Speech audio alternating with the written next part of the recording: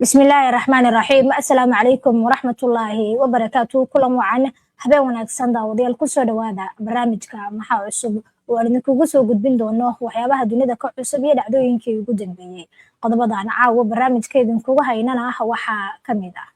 wadnaha saddex xagalka nuclear-ka Iran oo laga cabsi qabo inay waxyeello soo gaartay salgiyo ku yaala magaalada istiraatiijiga Isfahan ee Iran oo dhawaan weerar lagu beegsaday ayaa sida laga dheehan karo sawirada dayax gacmeedku waxay muujiyeen burbur soo gaaray goobo dhowr ah iyadoo su'aalo tiro beel ay ka dhasheen beegsigaasi iyo sidoo kale ujeedkiisa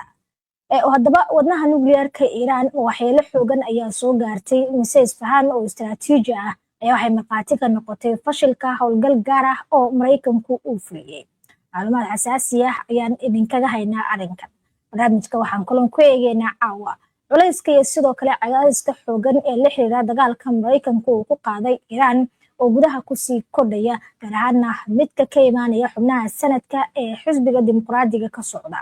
wuxuu daaran yahay baaritaanka degdega ah ee la faray inay sameyso waaxda dagaalka kuna sameyso weerarkii Mareykanka iskuulka gabdhaha uu la eegtay Trump oo Iran ku eedeeyay in iyadu ay geysatay ama weerartay iskuulkaasi ma aqbali doonaa baaritaankan iyo natiijooyinka ka soo bixi kara haddii eedu ay ku cadaato Washington waxaan idiin soo gudbin doonaa caawa xogta warqadda lagu faray amarka baarista waaxda dagaalka ee Mareykanka sidoo kale barnaamijka waxaan ku soo qaadanaynaa dowladda Indonesia oo sheegtay inay u dirista ciidamadeeda Gaza ay ku xiran tahay isbedelada waxa loogu yeero golaha nabadda ee Trump waxayna dib u eegaysaa go'aanka ay uga qayb qaadanayso qorshahan iyadoo si cad u sheegtay inay qaadi doonto tallaabo dib u gurasho ah haddii ay caddaato in golahu uu yahay mid aan ka shaqaynin danaha Falastiiniyiinta maxaa dhici doona haddii uu rumoobo shakiga Indonesia ay ka qabto golahan tiro intee la eegsabay doonaysa inay kaga qayb qaadato ciidanka xasilinta ee Gaza la geyn doono iyana xog baan idinkaga haynaa dhammaan macluumaadkan oo dhammaystiran ayaad kaga bogan doontaan daqiiqadaha barnaamijka ee caawa dowladda Indonesia ayaa dib u eegis waxay ku sameynaysaa shaqada golaha ee nabadda waxa loogu yeero iyadoona sheegtay inay ka bixi doonto haddii uu noqdo midaan ka shaqayn danaha Falastiiniyiinta iyadoo wasiirka difaaca Indonesia Shafii Shamsuddin uu shaaca ka qaaday in go'aanka dalkiisa inay ciidamadu u diro si ay uga qayb qaataan ciidamada amniga caalamiga ah ee la qorsheeyay in la geeyo marinka Gaza uu weli ku xirnaan doono horumarka ka dhaca waxa loo yaqaano golaha nabadda isagoo la hadlayay wariyaasha galinkii dambe ee maanta Shamsuddin waxa uu sheegay in Jakarta ay hore u soo jeedisay suurtagalnimada dirista qiyaastii 20,000 oo askari balse hadda ay qorsheynayso inay si tartiib ah loo geeyo halkaasi ku dhawaad 8,000 oo askari isagoo xusay in dalal kale ay ballan qaadeen inay ciidamo ku soo biiriyaan tirooyin ah arrintan waxay imaanaysaa xilli madaxweynaha Indonesia Prabowo Subianto uu ku hanjabay in uu ka bixi doono golaha uu dhisay madaxweynaha Mareykanka Donald Trump haddii ay ku cadaato golahaasi inuu wax faa'iido ah u lahayn danaha Falastiiniyiintana uusan ka shaqaynaynin bayaan dowladeed ayaa sheegay in Subianto uu intii lagu jiray kulan uu la yeeshay hogaamiyaasha kooxaha Islaamiyiinta ee gudaha dalkaasi uu ku adkeeyay in dalkiisu uusan sii wadi doonin ka qaybgalka golaha haddii uusan u adeegaynin danaha Falastiiniyiinta ama danaha qaranka Indonesia oo ah dalka muslimiinta ugu badan ee dunida ayaa qayb ka ah golaha waxna go'aankeeda inay ciidamo ku biiriso ciidanka xasilinta uu dhaliilo kala kulmay khubaro iyo kooxaha Islaami ah oo gudaha dalkaasi ka jira kuwaasi oo ku doodayay in tallaabadaasi ay waxyeello u geysan karto taageerada taariikhiga ahayd ee Jakarta ay weysay qadiyadda Falastiin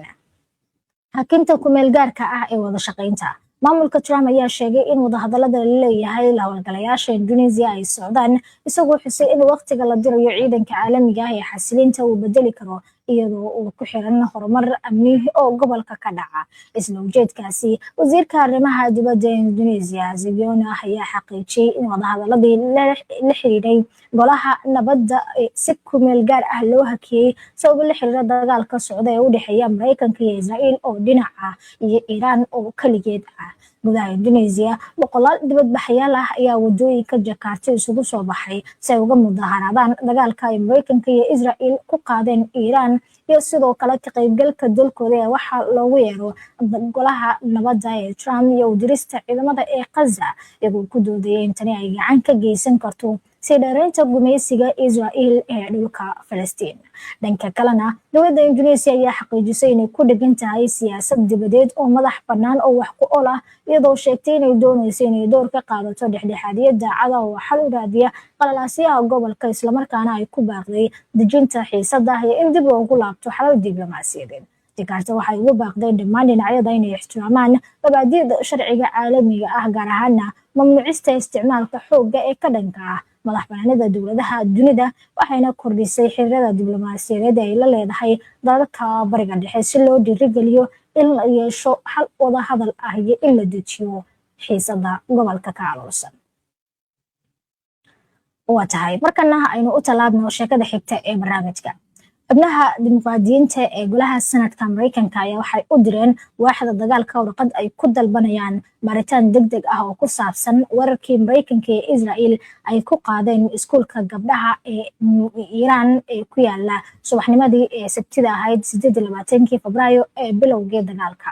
wargeyska The New York Times ayaa soo xigtay saraakiil Mareykan ah iyo dad kale oo aqoon u leh natiijooyinka hordhaca ah ee baaritaan military oo socda kuwaasi oo sheegay in Mareykanku uu mas'uul ka ahaa weerar gantaalada Tomahawk loo adeegsaday oo lagu qaaday iskuul hoose oo ku yaala gudaha Iiraan kaasi oo sababay dhimashada ilaa 150 qof. sida laga soo xigtay ilo xogaal ah oo wargeysku uu mar ka dhigtay baaritaanka bilowga ah waxa uu soo gabagabeeyay in weerarka uu ka dhashay qalad ku yimid aqoonsiga bartilmaameedka ay sameeyeen ciidamada Mareykanka kuwaasi oo fulinayay weerar ka dhan ah saldhig Iiraan ay lahayd oo ku dhawaa halkaasi oo dhismaha iskuulka uu horay ugu yaalay. ilahaasina waxay sheegeen in saraakiisha taliska dhexe ee Mareykanka ee CENTCOM-ka ay sameeyeen isku duwidda bartilmaameedyo iyagoo isticmaalaya xog hore oo ay bixisay hay'adda sirdoonka difaaca. wargeysku waxa uu sidoo kale soo xigtay la sheegaya in furaha ama lambarka bartilmaameedka ee ay bixisay hay'adda sirdoonka difaaca uu iskuulka u aqoonsaday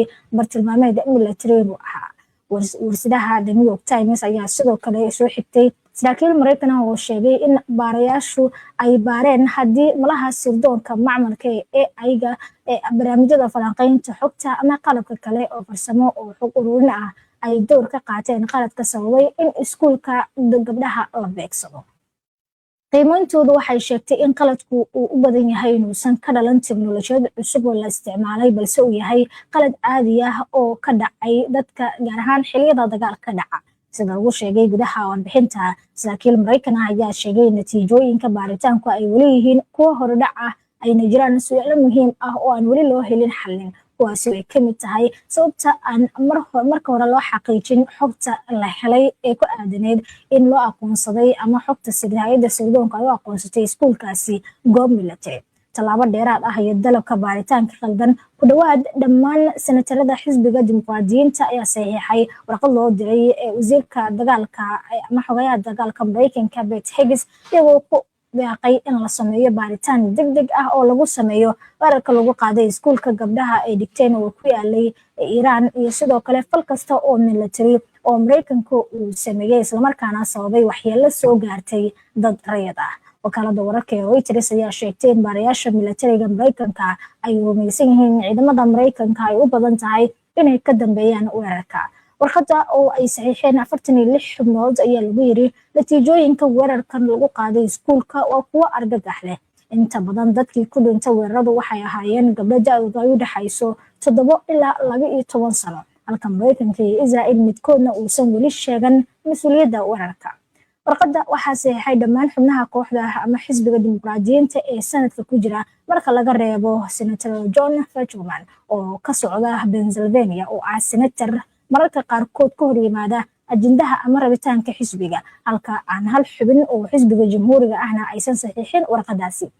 isagoo ka jawaabaya su'aal ku saabsan arrintan ama saxiixiisa maqan senator Fetterman waxa uu sheegay inuu ku taageerayo militariga iyo Israel howlgalka loo yaqaano taxanaha carada isagoo ku qoray bayaan email ahaa Mareykanku si ula kac ah uma bartilmaameedsado rayid oo ay ku jiraan muwaadiniintiisa si ka duwan Iiraan. qof waliba wuu ogol yahay in tani ay tahay musiibo qof walibana wuu ogol yahay in baaritaan dhammaystiran la sameeyo. warqadu waxay dalbatay jawaabo ku saabsan su'aalo kala duwan oo ay ka mid yihiin haddii ciidamada Mareykanku ay fuliyeen weerarada iyo tallaabooyinka ay militarigu qaadeen si looga hortago waxyeelo loo geysto rayidka. waxaa kaloo la diiwaan geliyey doorka qalabka sirdoonka macmalka uu ku lahaa howlgallada. waaxda dagaalka ee Mareykanka kama aysan jawaabin codsi faalla ah oo ku saabsan warqadan iyo macluumaadkeeda oo loo diray, halka xogayaha dagaalka Mareykanka Pete Hegseth uu ballan qaaday in uu dib u soo celin doono ruuxa dagaalyahanimada ee militariga Mareykanka, isagoo ku tilmaamay in xeerarka dagaalku ay yihiin tilmaamaha la siiyo ciidamada marka uu socdo dagaal, balse aanay ahayn kuwa nacasnimo ah. madaxweyne Donald Trump ayaa hore u soo jeediyay in Iran laga yaabo inay mas'uuliyadda lafteedu ka tahay weerarkaasi, balse waxa uu mar kale sheegay in wax kasta oo warbixintu ay muujiso uu diyaar u yahay inuu ku aqbalo sida ay tahay. Tehran ayaa xaqiijisay in weerarka lagu qaaday iskuulka gabdhaha ee hoose ee ku yaala magaalada Minab ee koonfurta Iran uu sababay dhimashada in ka badan 150 qof oo ku naf waayay weerarkii Mareykanka iyo Israel ay halkaasi ku qaadeen maalintii Sabtida ee 28 Febraayo. waa hagaag daawadeel waxay noo soo socotaa warbixin ku saabsan wadnaha saddexagalka nukliyeerka Iran ayaa la kulmay halis xoogan mise isfahan oo magaalo istiraatiiji ah ay marqaatiga noqotay fashilka howlgallo gaar ah oo Mareykanku uu ka fuliyay magaaladaasi. magaalada istiraatiijiga ah ee Isfahan ee bartamaha Iran ku taala waxay noqotay bartilmaameedka falanqeyn military oo lagu sameeyay howlgalkii ugu dambeeyay ee Mareykanka kadib weerar taxane ahaa oo lagu qaaday saldhigga cirka ee Qatam al-Anbiya iyo garoonka diyaaradaha caalamiga ah iyo sidoo kale xarunta cilmi-baarista nukliyeerka ee Iran. weeraradu waxay sidoo kale bartilmaameedsadeen saldhigga Shahiid Ahmed Qazimi ee saldhigga cirka ee Hisa iyo sidoo kale warshadaha indhaha ee Isfahan, sida uu lagu sheegay sawirada xagacmeed oo ay soo saartay shirkadda Vantor. weeraradani waxay keenayaan su'aalo muhiim ah oo ku saabsan sababta magaalada loogu doortay bartilmaameed gaar ah inay noqoto. qabiirka arrimaha military sareeye Guta Ilyas Hana ayaa tilmaamay in muhiimadda Isfahan ay ka badan tahay inay tahay saldhig military oo caadi ah maadaama ay tahay magaalo istiraatiiji ah oo qiimo weyn ku leh dhinaca nukliyeerka. sida uu xusay Hana, Isfahan waxaa lagu bedelaa budo jaalle ah oo lagu soo saaro macdanta uraniumka gaas loo diro xarumaha kobcinta nukliyeerka ee Natanz iyo warshada kobcinta shidaalka ee nukliyeerka ee Fordo, taasi oo ka dhigaysa qayb ka mid ah saddexagalka nukliyeerka ee wax xasaasisan ee barnaamijka nukliyeerka ee Tehran. markuu falanqeynayo horumarka dagaalka Iran, Hana waxa uu sharaxay caqabadaha saadka ee ku xeeran howlgal kasta oo ka dhan ah magaaladan. masaafada u dhaxaysa Isfahan iyo xadka Ciraaq waa 450 kilomitir, halka xadka Azerbaijan uu jiro 700 oo kilomitir, taasi oo ka dhigaysa weerar dhulka ah ama weerar sax ah oo lagu qaado halkan mid aad u adag. Mareykanku waxa uu sheegay in jiraan 410 kilogram oo uranium ka aadka loo kobciyay ilaa 60%, kaasi oo yaala xarumaha Isfahan, Natanz iyo sidoo kale Fordo, taasi oo ku filan in lagu sameeyo tiro badan oo bambaanooyin nukliyeer ah, sida uu sheegay Hana, taasi oo ka dhigaysa bartilmaameed kasta mid aad u adag. qabiirka arrimaha military waxa uu sharaxay in howlgal kasta oo suurtagal ah uu u baahan yahay xukun hawada ah oo buuxaya sidoo kale duqeymo xoogan oo la sameeyo. waxaan ka marnayn baaritaan istiraatiiji ah oo si sax ah loogu ogaado halka uu yaalo uraniumka iyo xaaladiisa si loo qaato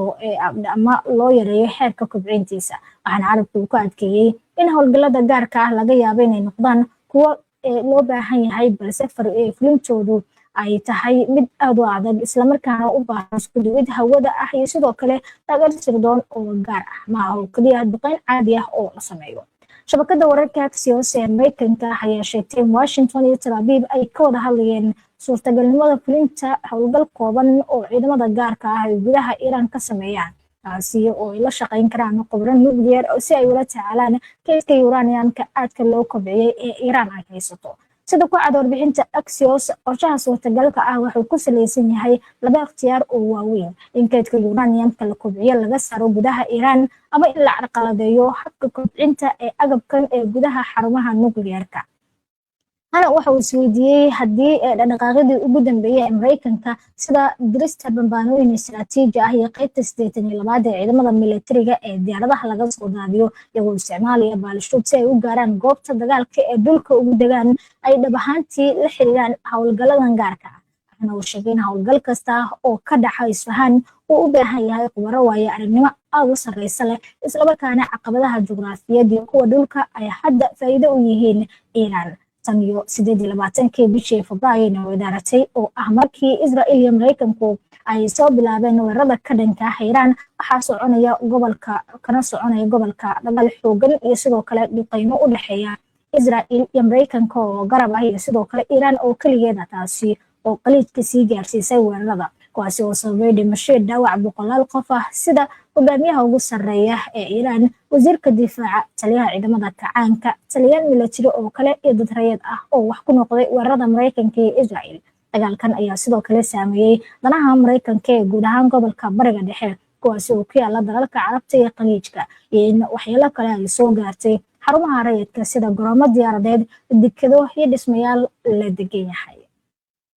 waa hagaag daawadayaal guud ahaan waxaa caawayntaasi ku eg barnaamijkii maxaa cusub oo aynu ku eegaynay xaaladihii ugu dambeeyay waxyaabaha kale ee dunida ka cusub si aad u hesho wararka barnaamijyada iyo macluumaadka aynu halkan kusoo gudbino haddii aad ku cusub tahay baraheena bulshada ee kala duwan amaba aadan hore ugu xirnayn hadda kusoo biir tan iyo intaanu dib ugu kulmi doono barnaamij midkan lacayna waxaan idinkaga tegaynaa sidaas iyo amaana Allah.